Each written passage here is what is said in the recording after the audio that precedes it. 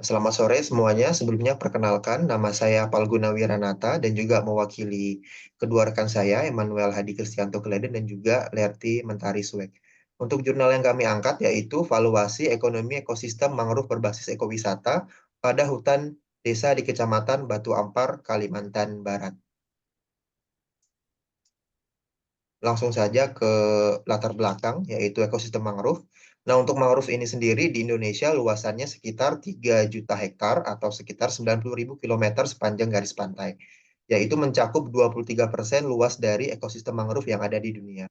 Nah, untuk di Batu Ampar sendiri, ekosistem mangrove-nya ini berada di muara sungai terpanjang di Indonesia, yaitu Sungai Kapuas. Nah, untuk permasalahannya sendiri, sama dengan ekosistem mangrove di daerah lain, yaitu terdapat masalah akibat dampak dari peningkatan penduduk.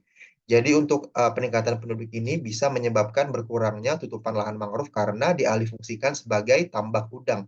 Dan juga masyarakat biasanya menggunakan batang dari pohon mangrove ini digunakan sebagai bahan baku untuk membuat arang. Nah, oleh karena itu penulis di sini memberikan ide untuk mengurangi permasalahan tersebut dengan cara melakukan pengembangan ekowisata di kawasan hutan mangrove, yang mana ekowisata ini bisa melibatkan masyarakat yang juga dapat meningkatkan pendapatan dan juga ekonomi masyarakat sekitar kawasan mangrove.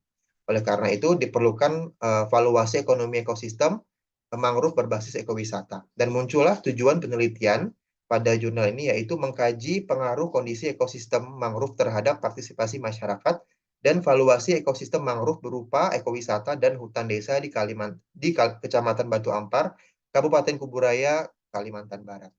Nah, untuk metodologi penelitiannya sendiri, yang pertama, waktu penelitian dilakukan selama kurang lebih 5 bulan, dari Januari sampai Mei 2020, dan dilakukan di 3 desa, yaitu Desa Batu Ampar, Desa Nipah Panjang, dan juga Desa Medan Mas.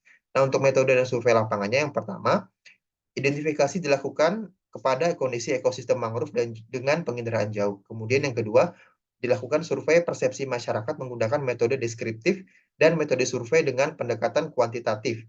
Sampel yang digunakan yaitu berjumlah 30 orang di setiap desa. Artinya total sampel pada penelitian ini yaitu sekitar 90 orang untuk 3 desa. Nah, untuk analisis statistiknya sendiri, ini menggunakan metode multiple linear regression, yang mana variabel terikatnya atau Y-nya yaitu willingness to pay atau ketersediaan membayar masyarakat terhadap ekosistem mangrove di Kecamatan Batu Ampar. Kemudian variabel bebasnya atau X, yang pertama ada tingkat pendidikan, kemudian dua ada jumlah penghasilan, yang ketiga jumlah anggota keluarga, dan yang keempat yaitu lama bermukim. Nah, untuk riset ini sendiri, relevansinya terhadap tesis kami ke depannya yaitu yang pertama ada topik penelitiannya yang serupa, kemudian objek penelitiannya juga sama, dan analisa statistik yang digunakan kemungkinan menjurus ke yang sama yaitu metode multiple linear regression. Nah, untuk selanjutnya hasilnya akan dibacakan oleh teman saya, Mas Eman. Baik, terima kasih untuk kesempatan yang telah diberikan. Pada tabel 1 itu data penelitian menunjukkan bahwa banyak faktor yang mempengaruhi nilai WTP.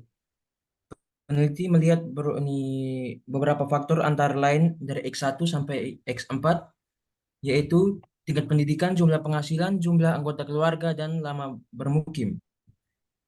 Faktor tersebut saling berinteraksi yang menunjukkan besarnya nilai WTP yang digambarkan dari regresi berganda dengan besarnya koefisien berbeda-beda tiap desa. Perbedaan tersebut ditentukan oleh keragaman masing-masing variabel terikat yang menentukan variabel bebas. Saya mengambil contoh pada ini nilai variabel X1 yaitu sebesar 0,681. Nilai tersebut berpengaruh positif antara nilai X1 dengan Y. Hal ini menunjukkan jika nilai X1 mengalami kenaikan sebesar 1%, maka nilai WTP akan naik sebesar 0,681 dengan asumsi variabel independen lainnya dianggap konstan. Tanda positif artinya menunjukkan pengaruh yang searah antara variabel independen dan variabel dependen. Lalu nilai konstan pada nilai R merupakan nilai determinasi yang diperoleh sebesar 49,61.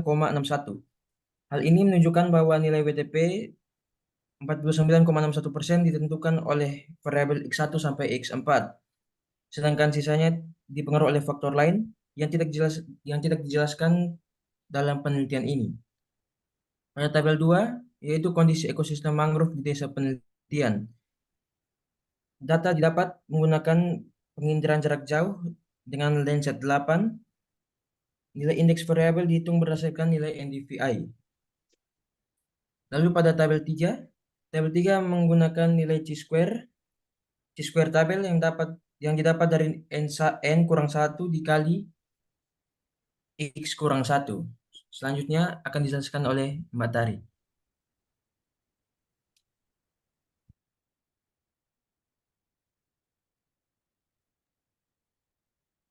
Saya lanjutkan, pada tabel 3 ini pun kita dapat dilihat bahwa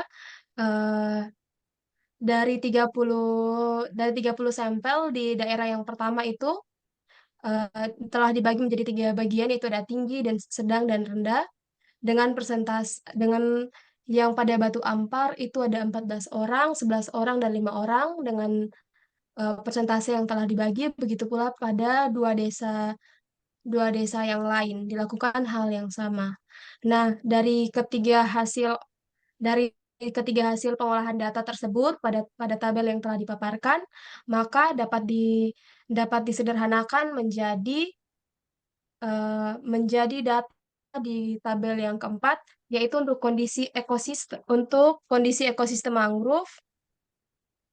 Itu nilai yang terbesar terdapat pada Desa Batu Ampar, yang kedua pada Desa Nipa Panjang, dan yang ketiga di Desa Medan Mas.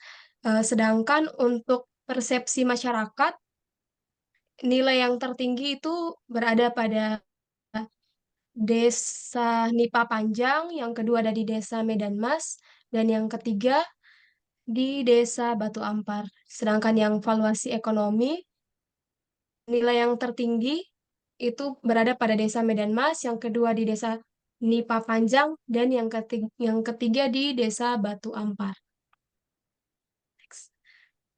Sehingga dapat disimpulkan bahwa korelasi antara kondisi ekosistem mangrove, persepsi masyarakat, dan valuasi ekonomi relatif berbeda di setiap desa. Kualitas kondisi mangrove tidak selalu berkontribusi positif dalam membentuk persepsi masyarakat yang baik dan meningkatkan valuasi ekonomi di Desa Batu Ampar maupun di dua desa lainnya.